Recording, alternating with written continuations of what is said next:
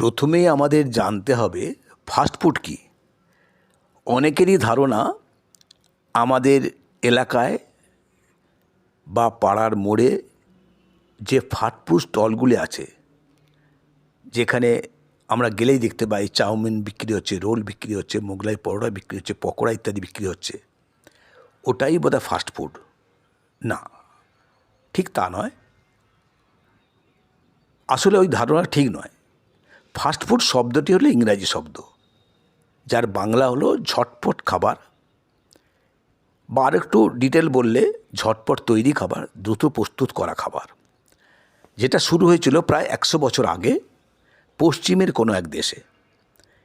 Pizza, burger, noodles, sandwich এসব দিয়ে শুরু হয়েছিল ফাস্টফুড, সম্ভবত আমেরিকায়। কিন্তু বর্তমানে প্রায় গোটা বিশ্বে যারা চালু, সেটা হলো চীনের তৈরি ফাস্টফুড। এটা এমনকি আমাদের সকলেরই প্রায় পাড়ার মোড়েও এসে গেছে। এই খাবারগুলির প্রতি আমাদের আকর্ষণ বেশি, কিন্তু আমাদের জানতে হবে এটা বেশি খেলে কি হতে পারে, এর পরিণাম কি। এই খাবারগুলিতে ফাইবার খুবই কম,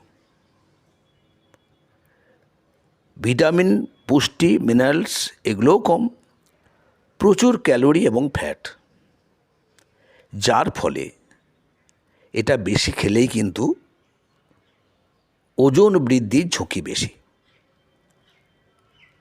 আপনি একটু লক্ষ্য করলেই দেখতে পাবেন আপনার পাড়াতে, আপনার এলাকায় কিছু ফাস্টফুড ফিগার, যেগুলো দেখেই বোঝা যায় এরা প্রতিদিন কিন্তু স্টলে যায় বা প্রতিদিন ফাস্টফুড খায়।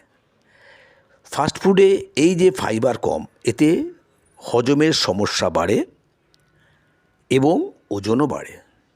এছাড়াও আরও অন্যান্য রোগের আমাদের শিকার হতে হয়। সুতরাং আমাদেরকে এটা যতটা সম্ভব এড়িয়ে চলাটা দরকার। যেহেতু ভালো থাকার চ্যানেল এটা, তাই এখানে বারবার সুস্থতার কথা উঠবে। সুস্থতা ছাড়া কিন্তু ভালো থাকা যায় না।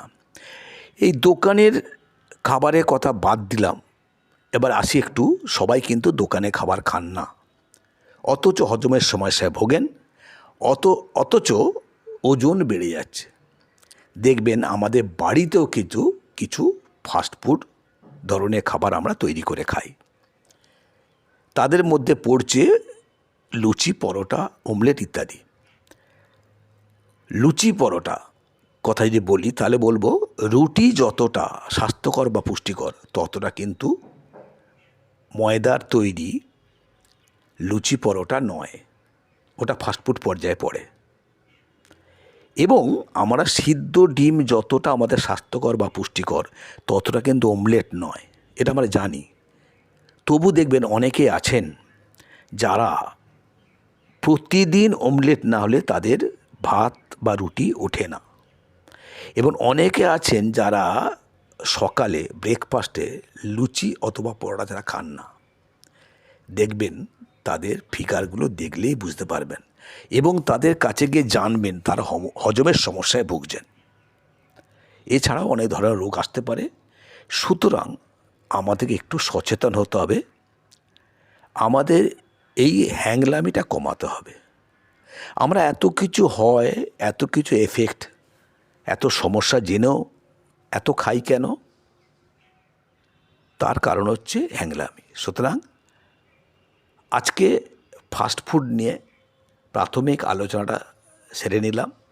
চ্যানেলটা সাবস্ক্রাইব করে আমাদের সঙ্গে থাকুন, প্রতিটা পর্বে থাকুন, দেখতে থাকুন এবং শুনতে থাকুন।